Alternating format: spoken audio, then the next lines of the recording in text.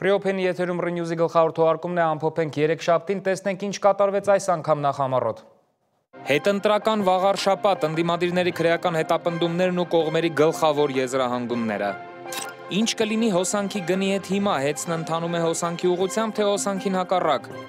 Մեր գերիներից Վիգեն Էուլջեքչյանի առողջական վիճակը Բաքվի բանտում կտրուկ վատացել է, հարցազրույց գերու կնոջ հետ։ Սոսկալի տեսանյութ ադրբեջանական դպրոցից հայրին ատելու մոլուցքը միայն խորանում է։ Երևանում բանկ թալանած քաղաքացին Բագրատ Աշենով երկրից փախել է։ Եվ մեդիա գրագիտությունը վաղ տարիքում դպրոցականները մեր խմբագրությունում։ Վաղար շաբաթի ընտրությունը դեռ երկրի քաղաքական օրակարգի գլխավոր թեման է։ Ընդդիմադիր ամենաշատ ձայները ստացած հաղթանակ դաշինքի ներկայացուցիչների հետևից եկել է հակակոռուպցիոն կոմիտեն, հարուցված է քրեական գործ։ Հանրապետություն կուսակցության վստահված անձինք պահանջել են մասնակի վերահաշվարկ։ Քաղաքական ամբողջ դաշտն էլ շարունակում է մեկնաբանել արդյունքները, որպես համապետական խորհրդարանական ընտրության նախերգանք։ Կարծիքները շատ են, մեծ մասը կանխատեսելի։ Գլխավոր հարցը ինչ պատկեր կլինի հունիսին։ Վաղար շաբաթի նաև նախորդ ամենատարբեր մի քանի ընտրությունների գլխավոր ցուցանիշներից մեկը մասնակցության վիճակագրությունն էր։ Ընդդիմադիրները կարծում են, որ ՔՊ-ի հաջողությունները կապված են հենց մասնակցության ցածր ցուցանիշների հետ, այսպես ասած մեծամասնություն են հավաքում փոքրամասնության մեջ։ Եվ ընդդիմությունը կարևորում է հենց մասնակցության տոկոսի բարձրացումը։ Նիկոլ Փաշինյանն էլ հայտարարել է, որ մարդիկ պարզապես ընտրել են կյանքը։ Եվ իր կարծիքով այդպես է լինելու նաև խորհրդարանական ընտրությունների ժամանակ։ Ընտրություններին ու հետընտրական մեկնաբանություններին եւ զարգացումներին ակնդետ հետևում է իմ գործընկեր Անի Հովհաննիսյանը։ Անի, նախ բարի երեկո։ Ինչ էր կատարվում այսօր Էջմիածնում։ Դավիթ, ճիշտ ես, հետընտրական կրքերը կարող ենք ասել վաղար շաբաթում չեն մարում ու կարծում եմ երկար ժամանակ դեռ չեն մարի,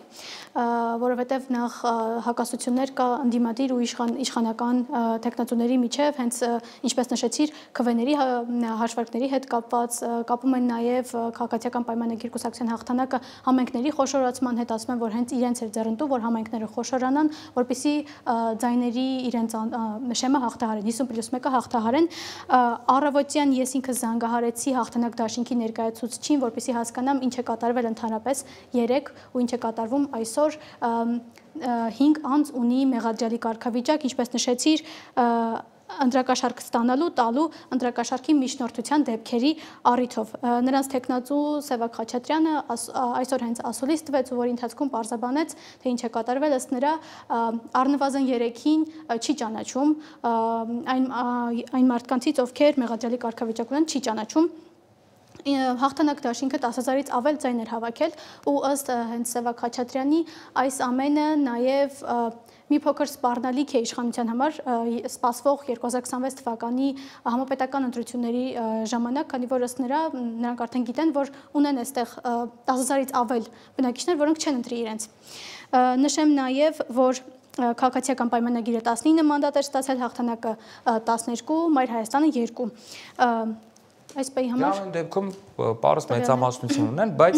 շատ խոսվեց մասնակցության ցուցանիշների մասին, օրինակ այս անգամ մասնակցությունը բավականին բարձր էր նախորդի համեմատ, չնայած նախորդը մի քիչ ուրիշ կառուցվածքով էր, բայց միևնույնն է մասնակցությունը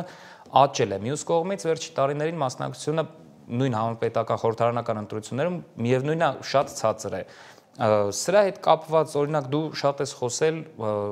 ընտրողների հետ, սովորական մարդկանց հետ, օրինակ դու ինչ ես զգացել, մարդիկ ընդհանրապես ընտրություններ հասկացության հանդեպ ինչպես են վերաբերվում, հիասթափված են, չգիտեմ, անտարբեր են, թե հետաքրքրություն կա, որտեղ սա ոնց հասկանում եմ ամենակարևոր հարցերից մեկն է լինելու։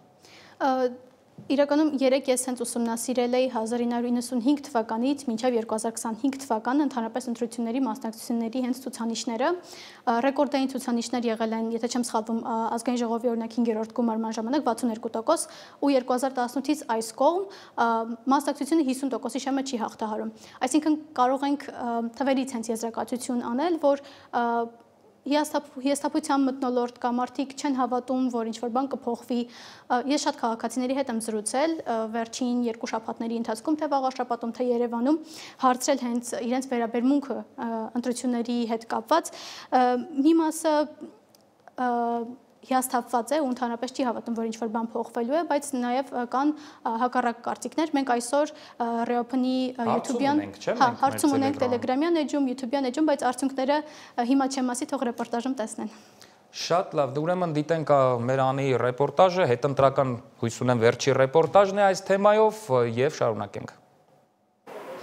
Վաղաշաբաթի ընտրությունների շուրջ կրքերը շարունակում են թեժ մնալ։ Հանրապետություն կուսակցությունից 5 տեղամասում ընտրական հանձնաժողովների քվեարկության արդյունքների վերահաշվարկ են պահանջել։ Նրանց տեխնացուն 3.9% ձայներ էր հավաքել, 1/10%-ով հետ մնալով ընտրական շեմից։ Ընտրական խախտումների վիճակագրությունն էլ ներկայացրել է Հայ-ակվեն։ Խախտումները ըստ շարժման ներկայացուցիչների հատկապես շատ են եղել Խոյում եւ Արագածում։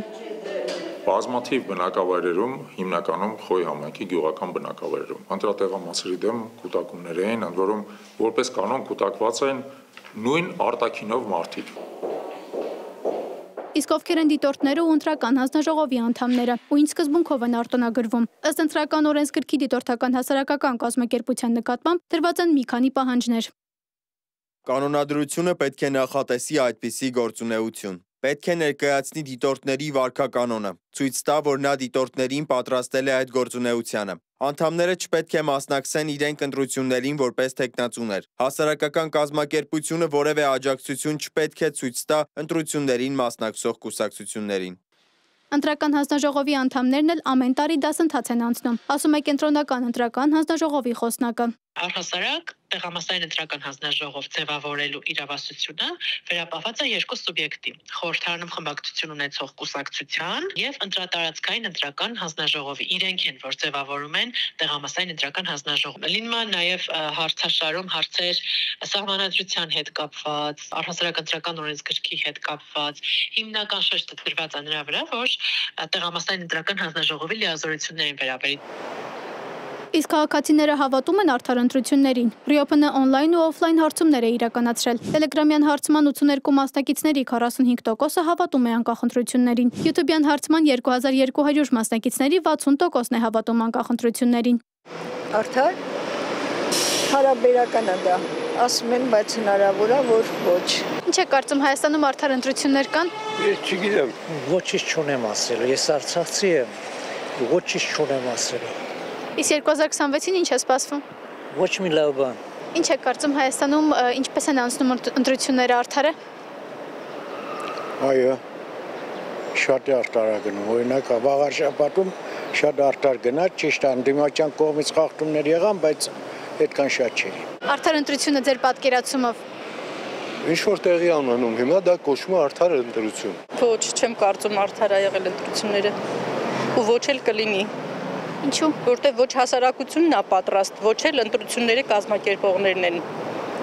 մտահոգված։ Հայ-ակվե դիտորդական առաքելությունից նաև արձանագրեցին, ընտրակաշարքի բաժանելու դեպքեր չեն նկատել։ Հաղթանակ դաշինքից 5 անձ մեղադրյալի կարգավիճակ ունի ընտրակաշարք ստանալու, տալու եւ ընտրակաշարքի միջամտության դեպքերի առիթով։ Դաշինքի տեխնացուն սա քաղաքական թիրախավորում է որակում։ Դեռևս ինձ հետ կապված ոչ մի հարց չկա, ես ոչ մի տեղ չեմ հրավիրվել հարցաքննության, մեր տանն է, ես էլ մամուլով ծանոթացա, մեր տան տունը խուզարկություն տեղի չի ունեցել, այսինքն ես ինքս ներգրաված չեմ։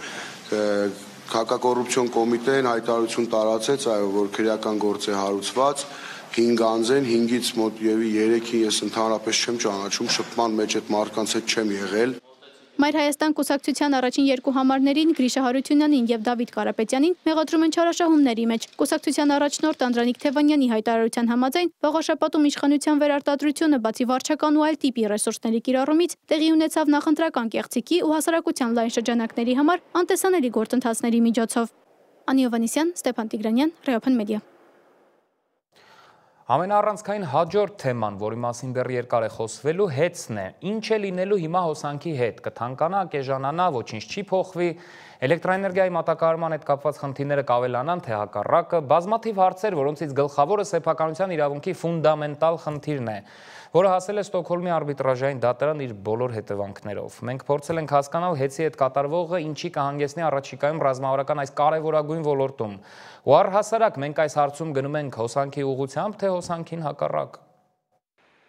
Հայաստանի էներգետիկ համակարգի ամենախոշոր ընկերություններից մեկի Հայաստանի էլեկտրական ցանցերի ճակատագիրն անորոշ է։ Հանրային ծառայությունները կարգավորող հանձնաժողովը 4 կողմ 1 դեմ ձայների հարաբերակցությամբ որոշում է կայացրել զրկել Տաշիր խմբին պատկանող ընկերությանը լիցենզիայից։ Գործընթացը սկսվեց եւ շարունակվում է Տաշիր խմբի սեփականատեր Սամվել Կարապետյանի շուրջ քրեական գործի ֆոնին, որին մեղադրում են պետական հեղաշրջման կոչերի մեջ։ Նրա եղբորորդին Տաշիր կապիտալի գործադիր տնօրեն Նարեկ Կարապետյանը համոզված է, որ Ստոկհոլմի արբիտրաժային դատարանի կողմից ընկերության վաճառքի վրա դրված արգելանքի պայմաններում որևէ լուրջ ընկերություն հեծը չի գնի։ Ստոկհոլմի արբիտրաժը արդեն արգելք է դրել, ոչ մի աշխարհում ոչ մի լուրջ վարկանիշ ունեցող ընկերություն չի գա, չի գնի որևէ ընկերություն, որը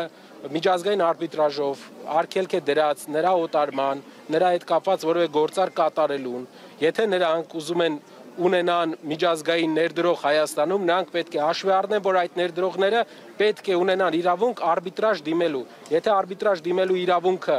մարդկանց ոտնահարվում է, ոչ մի լուրջ ներդրող Հայաստան չի գալու։ Փաստաբան Արամ Վարդևանյանն այս գործընթացն աբսուրդային է համարում, ընդգծելով, որ իշխանությունները պատրաստվում են բանակցել մի սեփականատիրոջ հետ, որին իրենք կալանքի տակ են պահում։ ՀՑԿՀ համապատասխան որոշման մեջ ինչ է ձևակերպվում։ Ասվում է, որ 3 ամիս ժամանակ կա, որ սեփականատիրոջ հետ բանակցեն։ 3 ամիս սեփականատիրոջ հետ բանակցեն, գնալու են Երևան կենտրոն քրեակատարողական հիմնարկում բանակցեն։ Անկեղծորեն եմ ասում, սա նման է որոշակի իմաստով ահաբեկչական գործողության։ Մասնագետները զգուշացնում են լրջագույն ռիսկերի մասին։ Էներգետիկ աշխարհաքաղաքականության մասնագետ Արմեն Մանվելյանը կարծում է, որ սա ոչ այլ ինչ է, քան սեփականությունը խլելու փորձ, որը կործանարար հետևանքներ կունենա Հայաստանի ներդրումային գրավչության համար։ Նրա խոսքով կատարվողը քաղաքական հաշվարկի արդյունք է։ Խնդիրը իրավական դաշտում է։ Արդյոք որ հեծին լիցենզիա զրկելը ավելի շուտ իմ պատկերացում սա հեծի սեփականատիրոջից իր սեփականությունը խլելու փորձ է։ Ինչը բավականին վատ հետևանքներ կարող ունենալ ընդհանրապես Հայաստանի համար։ Հանրային ծառայությունները կարգավորող հանձնաժողովի նախագահ Մեսրոպ Մեսրոպյանը սակայն ներկայացնում է իրավիճակի իրենց տեսլականը։ Ընկերությունը կշարունակի կառավարել ժամանակավոր կառավարիչ Ռոմանոս Պետրոսյանը, մինչև պետությունը կորոշի ընկերության հետագա ճակատագիրը, որի համար քննարկվում է 3 հիմնարար սցենար։ Պետությունը արդեն ինքը կորոշի պետականացված այդ ընկերությանը ինչ նոր կարգավիճակ տալ։ Իսկ այդ նոր կարգավիճակը այս պահին իմ մտքում առնվազն նշмарվում է 3 տարբերակ, թե որ ճանապարհով պետությունը կգնա, դա ժամանակը ցույց կտա։ Այսինքն տարբերակ 1 կարող են վաճառել այլ ընկերության, տարբերակ 2 կարող են կոնսորցիումով կառավարման տալ, պետությունը մասնաբաժին ունենա, կարող են պետական պահել։ Ժամանակ առ ժամանակ խոսում է, որ կարող է ինչ-որ թուրքական ընկերություն գա։ Սա նորից մասնավոր ընկերությունը կփորձի խուսափել sense խնդրից, բայց եթե քաղաքական որոշում ընդունեն, չգիտեմ, զուտ տեսականորեն դա հնարավոր չէ, ես առանձնապես դրան չեմ հավատում։ Ըստ Մանվելյանի, քանի դեռ գործում է Ստոկհոլմի արբիտրաժի որոշումը, որևէ միջազգային ներդրող ռիսկի չի դիմի հեծում ներդրում անելու։ Միջազգային ոչ մի ներդրող Հայաստան չի գա կոնկրետ հեծի համար, զուտ այն պատճառը, որ գտնվում է Ստոկհոլմյան դատարանի որոշումը կա։ Քան այդ որոշումը կա եւ Ստոկհոլմյան արբիտրաժային դատարան այն չի չեղարկել, ոչ ոք ռիսկ չի անի Հայաստանում հատկապես հեծում, ինչ որ 1 կոպեկի միջազգային որցե խաղացող ներդրում անի։ Մասնագետը նաև մտահոգություն է հայտնում ընկերության տեխնիկական վիճակի վերաբերյալ։ Ցանկացած նոր սեփականատեր կամ կառավարիչ պետք է շարունակի մշտական ներդրումները համակարգի մաշվածությունը չեզոքացնելու համար։ Տարբեր կարծիքներ է շրջանառվում։ Օրինակ եմ որ հեծը կարող է բաժանեն մասերի եւ մաս-մաս վաճառել։ Ինչը իրականում շատ դժվար է, բայց եթե ասված չան ինչ իրականն է, սա կբերի էլեկտրոէներգիայի թանկացմանը։ Մասնագետը նաև կասկածում է, որ հայ-ամերիկյան ռազմավարական հարաբերությունների խորացման եւ Թրամփի ուղու իրականացման ֆոնին ամերիկյան որևէ ընկերություն հեծի շուրջ ստեղծված այսօրվա պայմաններում կցանկանա ձեռք բերել ընկերությունը։ Աննա Հարությունյան, Լևոն Ոսկանյան, Reopen Media։ Սամվել Կարապետյանի կալանքի ժամկետը նորից երկարացվել է, նա կալանավորված է հունիսի 18-ից իշխանությունը զավթելու եւ սահմանադրական կարգը տապալելու հրապարակային կոչեր հնչեցնելու համար։ Կարապետյանն ու իր պաշտպանները սահմանում են քաղաքական հետապնդում, փաստաբան Արամ Վարդևանյանը լրագրողների զրույցում գործընթացը բնորոշել է որպես իրավական ահաբեկչություն։ Ինչպես 2025 թվականի հունիսի 17-ին Հայաստանի Հանրապետության ամենաբարձր պաշտոն զբաղեցնող անձը ուղղակիորեն կանխորոշեց իրավապահների գործողությունը, այս դեպքում էլ հայկական ժամանակ օրաթերթը կանխորոշեց դատական գործընթացը, դատարանի որոշումը։ Ես նման բան Հայաստանի Հանրապետությունում չեմ տեսել։ 2 ամիս կալանքը, միջնորդությունը կալանքը երկարաձգելու վերաբերյալ բավարարել, երբ դրանից 1 ամիս առաջ ասվում էր, որ 1 ամսով է երկարաձգվում կալանքը։ Սա պարզապես անլրջություն է ուղղակի։ Իսկ ազգային ժողովում այսօր լսումներ էին մարտի 1-ի մասին։ Հանդիմադիրները սա որակել են թատրոն եւ հրաժարվել են դրան մասնակցել։ Խորհրդարանում այս քննարկումը հետևում է Միեդի որոշմանը, որով Հայաստանը մեղավոր է ճանաչվել զոհերի մեծ մասի կյանքի իրավունքը խախտելու եւ անարդյունավետ քննություն իրականացնելու համար։ Դատարանը նաև պարտավորեցրել է պետությանը զոհերի հարազատներին վճարել զգալի փոխհատուցում, յուրաքանչյուրին 30,000 եվրո բարոյական վնասի եւ ընդհանուր 35,000 եվրո դատական ծախսերի համար։ Տեղեկատվության անհրաժեշտությունը Ազգային ժողովում լսումներ են մարտի 1-ի գործով, քննարկմանը մասնակցում են իշխող քաղաքացիական պայմանագիր խմբակցության անդամներ, գլխավոր դատախազը, քննչական կոմիտեի նախագահը, կառավարության եւ տարբեր ՀԿ-ների ներկայացուցիչներ։ Նիստ վարող Ռուստամ Բաքոյանը նշում է մարտի 1-ի գործը արդարադատություն չէր, այլ դրա իմիտացիա։ 2008 թվականի մարտի 1-ին, երբ մեր երկրում տեղի ունեցավ 10 քաղաքական մարդու սպանություն, օրվա իշխանությունը կանգնեց ընտրության առաջ, կամ ապահովելով օրենքի գերակայություն, կամ ծառայել նեղ քաղաքական շահերի։ Ցավոք, նախկին իշխանությունները ընտրեցին երկրորդը։ Նրանց գործողությունները ոչ թե անհատի դեմ էին ուղղված, այլ մի ամբողջ պետության, Հայաստանի Հանրապետության քաղաքացու, նրա արժանապատվության, նրա ազատության, առհասարակ ժողովրդավարության դեմ էին ուղղված։ Նախկին իշխանությունները բոլոր այս տարիներին պնդում են, որ իրավապահների գործողություններն ուղղված էին հենց պետականության պաշտպանությանը, այլ ոչ թե ընդդեմ։ Բաքոյանի խոսքով գործի ամբողջական բացահայտումը իշխանության խնդիրն է, որպեսզի ժողովուրդը վերականգնի վստահությունն արդարադատություն իրականացնող մարմինների նկատմամբ։ Եվրոպական դատարանը փաստել է, որ բոլոր մահերը մարտի 1-ի իրադարձությունների ժամանակ վրա են հասել պետության կողմից անհամաչափ ուժի գործադրման արդյունքում, որի կիրառումը բացարձակ անհրաժեշտություն չի եղել։ Ավելի վաղ մարդու իրավունքների եվրոպական դատարանը հրապարակել էր Ֆարմանյանը եւ այլ կնդեմ Հայաստանի գործով իր որոշումը, որը վերաբերում էր 2008 թվականի մարտի 1-ից 2-ին Երևանում զանգվածային բողոքի ցույցերի ճնշման ժամանակ 10 քաղաքացիների մահվանը։ Դատարանը միաձայն որոշել է, որ Հայաստանի իշխանությունները խախտել են զոհերի մեծ մասի կյանքի իրավունքը եւ մատնանշել ողբերգության քննության անարդյունավետությունը։ Մենք ունենք անջատված մաս, որը 2021 թվականի հոկտեմբերի 23-ից քննվում է հակակոռուպցիոն կոմիտեում, այսինքն ունենք քրեական վարույթ, որով այս բանին եւս նախաքննություն է կատարվում։ Գլխավոր դատախազը այդ ժամանակվա ոստիկանության Երևան քաղաքի վարչության պետի տեղակալ Սաշա Աֆյանի մասին է խոսում։ 2020 թվականին քննիչը որոշել է, որ գործի վաղեմության ժամկետը լրացել է, բայց Աննա Վարդապետյանի հիմնավորմամբ մեղսագրվող հոդվածը չի կարող ունենալ վաղեմության ժամկետ։ Նշեմ, որ առաջիկայում այս դրվագը մեղադրական եզրակացությամբ կհանձնվի դատարան։ Նշեմ նաև, որ ինչպես Եվրոպական դատարանը Ֆարմանյանը եւ այլ ընդդեմ Հայաստանի արդեն սեպտեմբերին կայացված վճռով հաստատել է, որ պատշաճ քննություն չի իրականացվել ոստիկանական բարձրագույն ղեկավարության եւ այն անձանց վերաբերյալ, ովքեր հատուկ միջոցներ գործադրելու հանձնարարություն են տվել կամ չեն պատրաստել այդ թվում երիտասարդ զինծառայողներին, քանի որ բանակի մասնակցության փաստի վերաբերյալ էլ կան տվյալներ, այս անձանց մասով քննությունը չի իրականացվել պատշաճ եւ պետք է քննության ուղղությունն այս առումով փոխվի։ Ընդդիմադիր Հայաստան դաշինքը լսումները խայտառակ թատրոն է անվանում։ Նախորդին տարածած հայտարարությամբ ասում են, որ Եվրոպական դատարանը խնդիրը դիտում է մահվան դեպքերի, այլ ոչ սպանությունների տրամաբանությամբ, չբացառելով, որ մեկ մարդու մահվան հանգամանքը կարող է պայմանավորված լինել ոչ խաղաղ ցուցարարների բռնի գործողություններով։ Աբսուրդ է նաև այն, որ 2018-ից հետո վերաբացված մարտի 1-ի հակասահմանադրական գործը այժմ դատաքննության փուլում է, բայց ազգային ժողովում այս թեմայով քննարկում են ծավալում։ Բավական է նաև քննարկման նախաձեռնողների եւ զեկուցողների կազմը, արձանագրել, որ փաստահավաք խումբ կա, բայց չկա մարտի 1-ի գործով ստեղծված ազգային ժողովի քննիչ հանձնաժողովը, եւ այս ձեռնարկության քաղաքական նպատակը պարզ կլինի։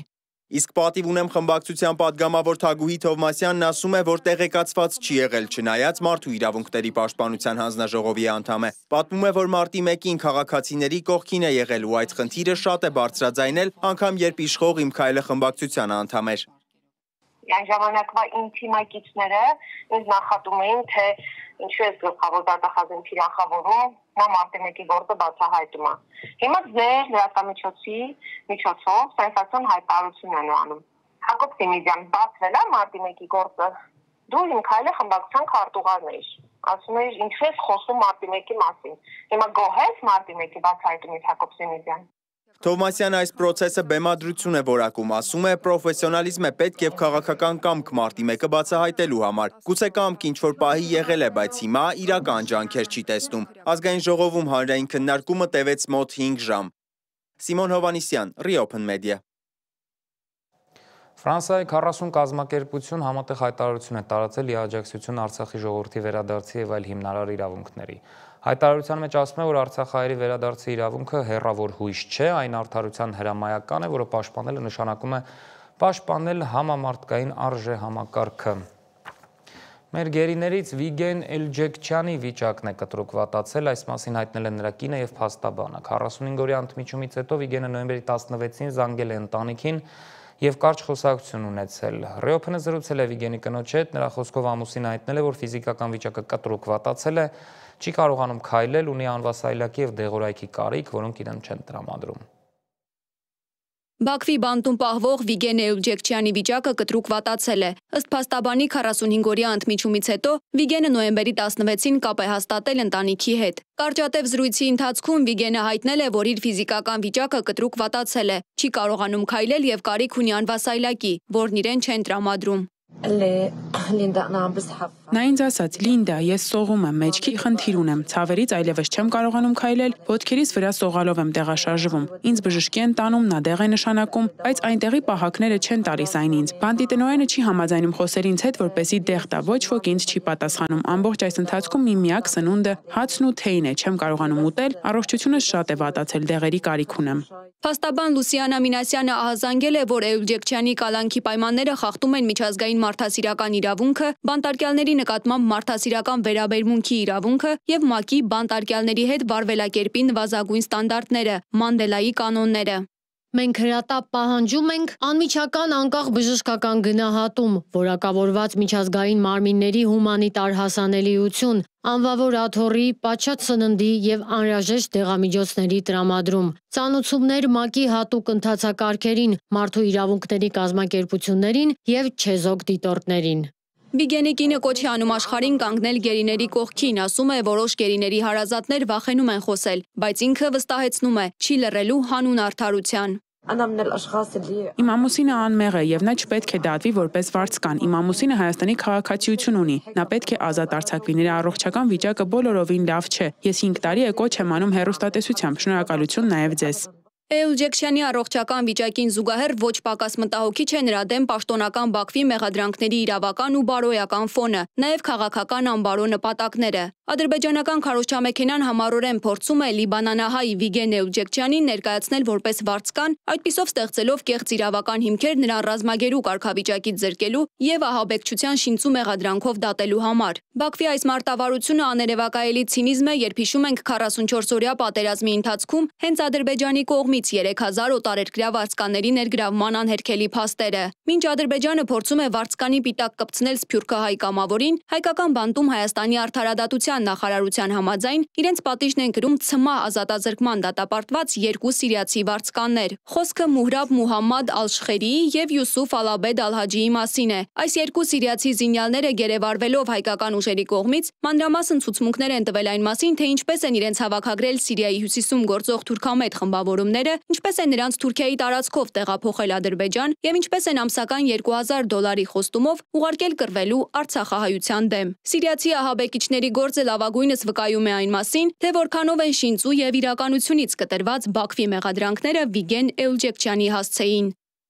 Մերի Դանիելյան, Reopen Media։ Մեր գերիներին փաստացի խոշտանգելը յուրատեսակ ֆոն է Ադրբեջանի հանրակրթության համար։ Ապշեցուցիչ տեսանյութ է տարածվել համացանցում, թե ինչպես են ադրբեջանական դպրոցում վերաբերում հայերին, ինչը շատ լուրջ մտահոգությունների տեղիք է տալիս, եթե կարճ այնտեղ ոչինչ չի փոխվել, ատելությունը դպրոցներում է ու ամենուր, հաշտության ցանկացած նշույլ անգամ չի զգացվում։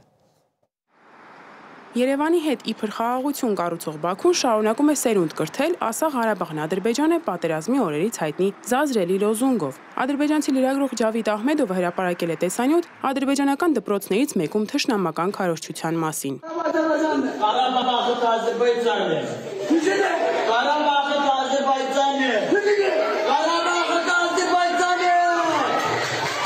Այսպես է ձևավորվում նոր սերնդի աշխարհայացքը եւ այսպես է Ադրբեջան պետությունը հովանավորում թշնամանքը։ Դպրոցական դասագրքերում հայերին անվանում են ագրեսոր, թշնամի ու երեխաներին մանուկ հասակից ներարկում այն միտքը, որ հայերն իբր գողացել են ադրբեջանական հողերը։ Մինչդեռ սեփական արարքներին կողքից հետևելու դեպքում կնկատեին, որ իրենց իսկ բեմականացման մեջ բռնությամբ ու մահվան սպառնալիքով են կորզում Ղարաբաղն Ադրբեջան է արտահայտությունը։ Քարվաճարի 34 համարի դպրոցն է ու այս պատկերն է ողջ Արցախում։ Բռնազավթված տարածքների դպրոցներում ձևավորվել է մի ավանդույթ, երբ դասամիջոցի ժամանակ դպրոցի ամբողջ տարածքում երկու անգամ հնչում է Իլհամ Ալիևի ձայնը. Ղարաբաղը մերն է, Ղարաբաղն Ադրբեջանը։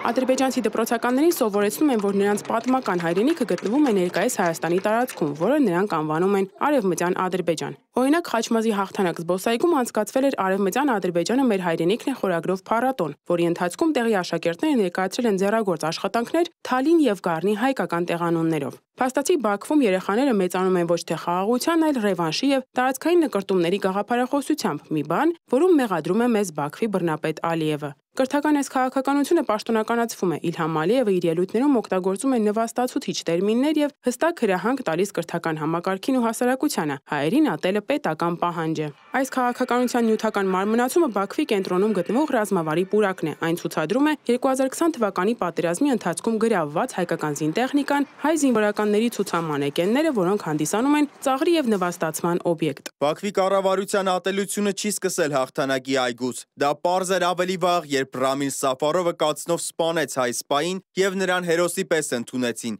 Այգին նույն տրամաբանությամբ է զոհվածների սաղավարտներով ու երեխաների համար ռասիստական մանեկեններով։ Սա անմարդկայնացում է։ Այս այգին հայատյացության դասագիրք է բաց երկնքի տակ, այն փոխանցում է հստակ ուղերձ, հակամարտությունը դեռավարտված չէ եւ ատելությունը պետք է շարունակվի։ Ադրբեջանում հայատյացության քարոզը սկսած դասագրքերից մինչեւ նախագահի խոսք եւ ռազմավարի պուրակի ցուցանմուշներ ապացուցում է, որ այն դարձել է պետական գաղափարախոսության առանցքը։ Մինչ միջազգային հանրությունը փորձում է խաղաղություն հաստատել, Բաքուն դաստիարակում է մի սերունդ, որը ծրագրված է նոր պատերազմների համար եւ իրական խաղաղության ակնկալիքը այդ երկրում արկա միտումները հաշվի առնելով ողջամիտ մարդկանց համոզմամբ միամտություն է։ Դիանա Կարապետյան, Open Media։ Դե իսկ բոլոր հնարավոր հարթակներում մեզ ադրբեջանցիների հետ հաշտեցնելու իր բացառիկ հաջողության մասին հայտարարող Դոնալդ Թրամփի մոտ այսօր Սաուդյան օր է։ Թագաժառանգ փաստացի թագավորն է Վաշինգտոնում, սա կարևոր է, որովհետև նրան մեղադրում են 7 տարի առաջ Վաշինգտոն Պոստի սյունակագրի դաժան սպանության մեջ Ստամբուլում, բայց ակնհայտ է, որ Սպիտակ տանն այդ մասին առանձնապես չեն ցանկանա հիշել, առնվազն հրապարակային, ի վերջո Մերձավոր Արևելքում Միացյալ Նահանգների գլխավոր դաշնակցի նավթի շուկայում վճռորոշ ազդեցություն ունեցող երկրի մասին է խոսքը, որն ի դեպ արդեն տևական ժամանակ բռնել է մեգա վերափոխման տպավորիչ մի ճանապարհ, այդ շարքից է նաև տասնամյակների համառությունից հետո Հայաստան պետությունը ճանաչելը։ Կրիշտիանու Ռոնալդուին են իրենց մոտ տարել, սա եւս դրա դրսևորումներից է։ Տարածաշրջանային առումով էլ այս այցը շատ կարևոր է։ Սաուդյան Արաբիան կարող է այնպիսի ազդեցություն ունենալ նավթի վրա, որ ազդի աշխարհի մյուս ծայրում որևէ հակամարտության վրա եւ առաջին հերթին հենց այս առումով կարևոր երկիր է բոլորի համար, Չինաստանից մինչեւ Ուկրաինա, այնպես որ Թրամփը թագաժառանգի հետ խոսելու շատ թեմաներ ունի։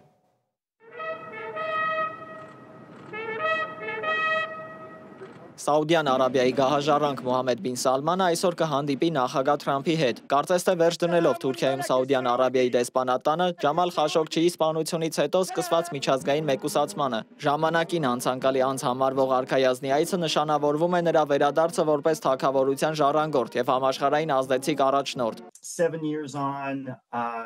Արդեն 7 տարի է անցել եւ գահաժառանգի հեղինակությունն անշուշտ տուժել է 2018 թվականի հոկտեմբերին Ջամալ Խաշոգջիի սպանության հետ իր առնչության պատճառով, սակայն այս այցի նշանակությունը թերևս բխում է մի քանի տեսանկյունից։ Նախ այն պարզապես վերահաստատում է, որ Մուհամմեդ բին Սալմանը վերադարձել է, որ անգամ այդ ողջ ժամանակահատվածում Ամերիկա-Սաուդյան հարաբերությունների պահպանումից զատ, հենց ինքը Մուհամմադ բին Սալմանը ցանկալի է առնվազն նախագահի կողմից Վաշինգտոնում եւ որ նա այլևս մեկուսացման մեջ չէ։ Ջամալ Խաշոգչին Սաուդի լրագրող եւ Washington Post-ի սյունակագիրն էր, որը հայտնի էր Սաուդյան Արաբիայի իշխանությունների, մասնավորապես Մոհամմեդ բին Սալմանի հասցեին իր քննադատությամբ։ Լրագրողի սպանությունից հետո իմպուլսիվ առաջնորդ համարվող Մոհամմեդ բին Սալմանը վերջին տարիներին արմատապես փոխել է իր կերպարը։ Արտաքին քաղաքականության մեջ նա իրեն դրսևորում է որպես տարածաշրջանային խաղաղարար, կարգավորելով հարաբերություններն Իրանի հետ, իսկ երկրի ներսում իրականացնում է սոցիալական հեղափոխություն, ընդլայնելով կանանց իրավունքները։ Այս երկու ուղղություններով նա նպատակ ունի Սաուդյան Արաբիան փակ աստվածապետությունից վերածել աշխարհին ինտեգրված կայունացող ուժի։ Այդ միջադեպն իսկապես ցավալի էր բոլոր սաուդցիների համար, եւ ես հավատում եմ, որ այն ցավալի է աշխարհի յուրաքանչյուր մարդու համար։ Դա զարհուրելի հանցագործություն է, որը արդարացում չունի։ Այսօր Սաուդյան Արաբիայի թագավորությունը ձեռնարկում է բոլոր իրավական միջոցները հետաքննությունն ավարտին հասցնելու, Թուրքիայի կառավարության հետ համագործակցելով եզրակացությունների հանգելու եւ հանցագործներին դատարանի առաջ կանգնեցնելու համար, որպեսզի նրանք ստանան իրենց պատիժը։ Սակայն նույն ձեռքը, որը բացեց հասարակության ազատության դուռը, երկաթե բռունցքով լրացրեց ցանկացած այլախոհություն։ Քննադատները բանտարկվեցին, իսկ հակառակորդ իշխանական կենտրոնները ոչնչացվեցին։ 2017 թվականին Ռիադի հյուրանոցներից մեկում տեղի ունեցած զանգվածային ձերբակալությունները, երբ տասնյակ արքայազներ ու գործարարներ մեկուսացվեցին կոռուպցիայի մեղադրանքով, ամրապնդեցին նրա բացարձակ իշխանությունը։ Ուղերձը պարզ էր, բարեփոխումներն իրականացվում են միայն Մոհամմեդ բին Սալմանի թույլատվությամբ, եւ դրա գինը նրան անվերապահ հավատարմությունն է։ Նախագահ Թրամփի առաջին պաշտոնավարման ընթացքում մարդու իրավունքների վրա ըստ էության շեշտադրում չի արվում։ Ուստի դա շատ ավելի քիչ խոչընդոտ է այս հարաբերությունների համար։ Անշուշտ նախագահի կողմնակիցներից ոմանք մեծապես կարևորում են Իսրայելի հետ հարաբերությունների կարգավորումը, սակայն ինքը նախագահը կարծես թե պատրաստ է մի շարք կողմնակի գործարքներ կնքել առանց դա իր բանակցությունների առանցք դարձնելու։ Փորձագետները համակարծիք են, որ Խաշոգչիի գործը մոռացված չէ, սակայն այն այլևս որոշիչ գործոն չէ, նշելով, որ Ամերիկային անհրաժեշտ են ծոցի ածխաջրածնային էներգիան ու կապիտալը։ Սաուդյան Արաբիան հիանալի դաշնակից է եղել, բայց այն, ինչ տեղի ունեցավ, անընդունելի է։ Մենք դեռ կհետևենք զարգացումներին։ Նրանք ձերբակալել են, պարզապես տեղեկացնեմ, սեղանի շուրջ նստածներին, մեծ թվով մարդկանց, որոնք առնչություն ունեն Թուրքիայում եւ Սաուդյան Արաբիայի հյուպատոսությունում տեղի ունեցած միջադեպի հետ։ Դա ընդհանրապես առաջին քայլն է, բայց մեծ քայլ է։ Մասնագետների պնդմամբ սպասվող այցը ոչ միայն խորհրդանշում է բին Սալմանի դիրքերի վերականգնումը, այլև ընդգծում է մի նոր իրողություն, որտեղ աշխարհաքաղաքական շահերը եւ գործարքային դիվանագիտությունը գերակայում են մարդու իրավունքների շուրջ բարոյական մտահոգություններին։ Մի աշխարհում, որտեղ երբեմնի գրոհային Սիրիայի առաջնորդին կրկին ընդունում են արաբական գագաթնաժողովներում, Սաուդյան արքայազնի վերականգնումն այլևս արտարոց չի թվում։ Այն ցույց է տալիս, որ բավականաչափ ռազմավարական եւ տնտեսական լծակներ ունենալու դեպքում այնպիսի լույս է ճառագում, որ անգամ ամենամռայլ ստվերները կարող են սրվել։ Դավիթ Գենջոյան, Open Media։ Ուկրաինայի նախագահն էլ շրջագայությունների մեջ է։ Մակրոնի հետ կործանիչների մատակարարման պայմանագիր կնքելուց հետո հիմա էլ գնում է Էրդողանի հետ հանդիպման։ Միջազգային մեդիայում կարծիքներ են հնչում, որ նա փորձում է վերակենդանացնել Ռուսաստանի հետ բանակցությունները պատերազմն ավարտելու համար։ Իդեպ Թրամփի հատուկ բանագնաց Սթիվ Ուիթկոֆը նույնպես Թուրքիայում է լինելու, մինչև այդ Զելենսկին Ֆրանսիայից դեռ մեկնել է Իսպանիա։ Զելենսկու ինքնաթիռը վայրէջք կատարեց Մադրիդում։ Նրան Իսպանիայի խորհրդարանի շքամուտքի մոտ դիմավորեցին երկրի բարձրագույն քաղաքական դեմքերը՝ կոնգրեսի նախագահ Ֆրանսինա Արմենգոլի եւ սենատի ղեկավար Պետրո Ռոլանը։ Այցի օրակարգը հագեցած է եւ նպատակ ունի ամրապնդելու Կիևի դիրքերը Եվրոպայի հարավ-արևմուտքում։ Իսպանիան որպես ՆԱՏՕ-ի եւ ԵՄ-ի կարևոր անդամ Կիևի համար ոչ միայն քաղաքական, այլև ռազմական աջակցության կենսական աղբյուր է։ Զելենսկու մադրիդյան այցը տեղի է ունենում Փարիզում ձեռք բերված աննախադեպ պայմանավորվածությունների ֆոնին, որոնք արդեն իսկ որակվել են որպես պատմական։ Ֆրանսիայի նախագահ Էմանուել Մակրոնի հետ հանդիպման արդյունքում ստորագրվեց մտադրությունների հուշագիր, որով Ֆրանսիան պարտավորվում է առաջիկա տասնամյակներում Ուկրաինային փոխանցել մինչև 100 միավոր Ռաֆալ արդիական կործանիչներ։ Avec cet accord, nous continuons à miser sur le rapport. Այսօր մենք թևակողում ենք նոր փուլ։ Այս համաձայնագրով մենք շարունակում ենք հույս դնել մեր պաշտպանական արդյունաբերությունների մերձեցման եւ ինտեգրման վրա, որպեսզի շարունակենք աջակցել Ուկրաինային առաջնագծում գտնվող նրա զինված ուժերի արդիականացմանը, որոնք հանդիսանում են Եվրոպայի պաշտպանության առաջին գիծը եւ ագրեսիայի զսպման միջոցը։ Եվ մենք դա անում ենք երկարաժամկետ հեռանկարում, միևնույն ժամանակ հայտարարելով, որ ուկրաինական բանակի վերականգնվելու կարողությունը վճռորոշ տարր է բոլորիս անվտանգության համար։ Այս գործարքը զուտ ռազմական չէ, այն ռազմավարական ուղերձ է Կրեմլին։ Զելենսկին իր հերթին չթաքցրեց ոգևորությունը, նշելով, որ գուցե ինչ-որ մեկի համար սրանք սոսկ տեխնիկական մանրամասներ են, բայց ուկրաինացիների համար հուշագիրը կենսական նշանակություն ունի։ Պատրաստվել են համաձայնագրեր եւ հենց այսօր ստորագրվում են կարևոր փաստաթղթեր, որոնք էականորեն կամրապնդեն մեր պաշտպանական կարողությունները։ Առաջին հերթին Ուկրաինան կստանա 100 միավոր Rafale F4 գործանիչներ, գերհզոր ֆրանսիական ռադարներ 8 Smart-T գործարկիչով։ Մինչ դիվանագետները ստորագրում են փաստաթղթեր, ռազմաճակատը շարունակում է խոսել հրետանու լեզվով։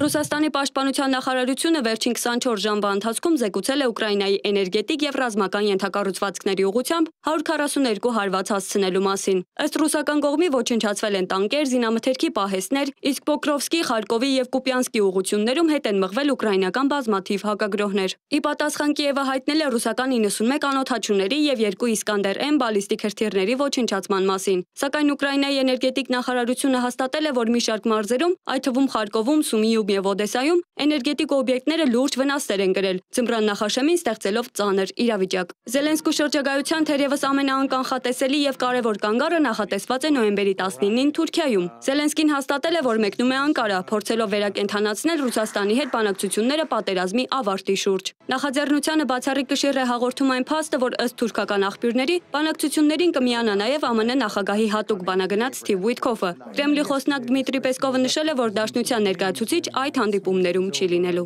Միջազգային մամուլը Զելենսկու այս շրջագայությունը դիտարկում է որպես հստակ մշակված երկուղի ռազմավարություն։ Առաջին ուղին ուժի ցուցադրությունն է եւ պատրաստությունը երկարատև պատերազմին։ Ֆրանսիական Ռաֆալների գործարքը ուղիղ ուղերձ է Մոսկվային, որ արևմուտքի հոգնածության մասին Կրեմլի հաշվարկները սխալ են։ Գերմանիայի կանցլեր Ֆրիդրիխ Մերցի խոսքերը թե հույս ունի, որ խաղաղությունը ձեռք կբերվի մինչև 2027 թվականը, սթափեցնող իրատեսության դրսևորում են։ Դաշնակիցները ցույց են տալիս, որ պատրաստ են աջակցել Կիևին ոչ թե ամիսներ, այլ տարիներ շարունակ։ Երկրորդ ուղին դիվանագիտությունն է ուժի դիրքերից։ Ապահովելով իր բանակի տեխնոլոգիական հզորացումը Զելենսկին Անկարա է մեկնում ոչ թե որպես խնդրող, այլ որպես կողմ, որի ռազմական ներուժը գնալով աճում է։ Սա փորձ է ստեղծելու մի իրավիճակ, երբ Կրեմլի համար պատերազմի շարունակումն ավելի թանկ եւ անհեռանկարային կդառնա, քան բանակցությունների վերադարձը։ ԱՄՆ-ի ներգրավվածությունն այս գործընթացին լրացուցիչ լծակ է ստեղծում։ Այսպիսով Վլադիմիր Զելենսկին փորձում է լուծել գրեթե անհնարին թվացող մի հավասարում։ Միաժամանակ զինել իր երկիրը տասնամյակների դիմադրության համար եւ ստեղծել պայմաններ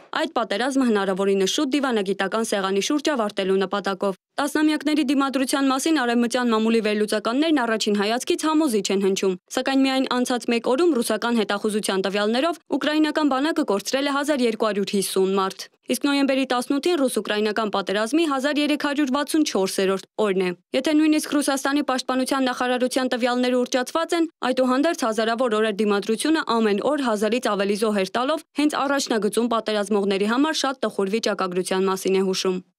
Մոնիկա Հայրոյան, Reopen Media։ Եվ ավարտենք եւս երկու լուրով։ Նախ օրվա ամենատարակուսելի իրադարձությունը։ Պարզվել է նախորդին Երևանի ՎՏԲ բանկի մասնաճյուղերից մեկի վրա դիմակայորված ու զինված ավազակային հարձակում կատարողի ինքնությունը։ Նա նախկինում մի քանի անգամ դատապարտված է եղել, այդ թվում գողության համար, եւ նախորդին Երևանում բանկ թալանելուց հետո ըստ Շամշյանի կարողացել է հասնել Բագրատաշենի անցակետ ու լքել Հայաստանը։ Մեդիա գրագիտության շաբաթվա շրջանակում էլ այսօր հյուրընկալել ենք Օհանյան կրթահամալիրի աշակերտներին։ Նրանք ծանոթացել են մեր աշխատանքին, շրջել խմբագրությունում, շփվել լրագրողների ու մեկնաբանների հետ։ Այսքանը, հետևեք մեզ սոցցանցերում, բաժանորդագրվեք, անփորձան գիշեր եմ մաղթում ցտեսություն։